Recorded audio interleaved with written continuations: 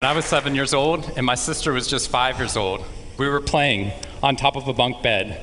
I was 2 years older than my sister at the time. I mean, I'm 2 years older than her now, but at the time, that meant she had to do everything that I wanted to do, and I wanted to play war. So we were up on top of our bunk beds, and on one side of the bunk bed, I had put out all my G.I. Joe soldiers and weaponry, and on the other side were all my sister's Milos and ponies and ready for a cavalry charge. There are differing accounts of what actually happened that afternoon, but since my sister is not here with us today, let me tell you the true story. Which is my sister is a little bit on the clumsy side, and somehow, without any help or push from her older brother at all, suddenly Amy disappeared off of the top of the bunk bed and landed with this crash on the floor. And I nervously peered over the side of the bed to see what had befallen my fallen sister, and saw that she had landed painfully on her hands and knees on all fours on the ground. I was nervous because my parents had charged me with making sure that my sister and I played as safely and as quietly as possible.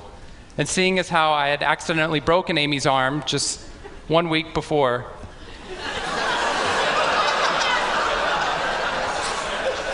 heroically pushing her out of the way of an oncoming imaginary sniper bullet,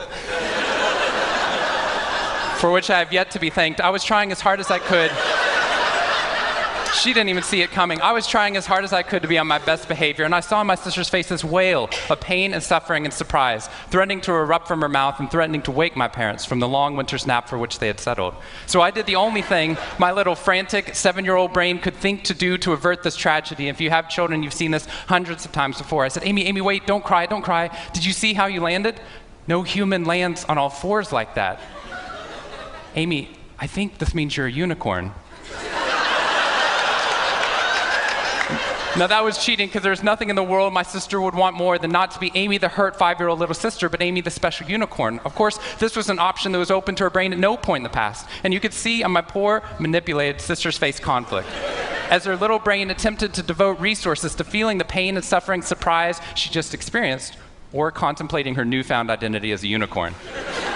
And the latter won out. Instead of crying, instead of ceasing our play, instead of waking my parents with all the negative consequences that would have ensued for me, instead, a smile spread across her face, and she scrambled right back up onto the bunk bed with all the grace of a baby unicorn.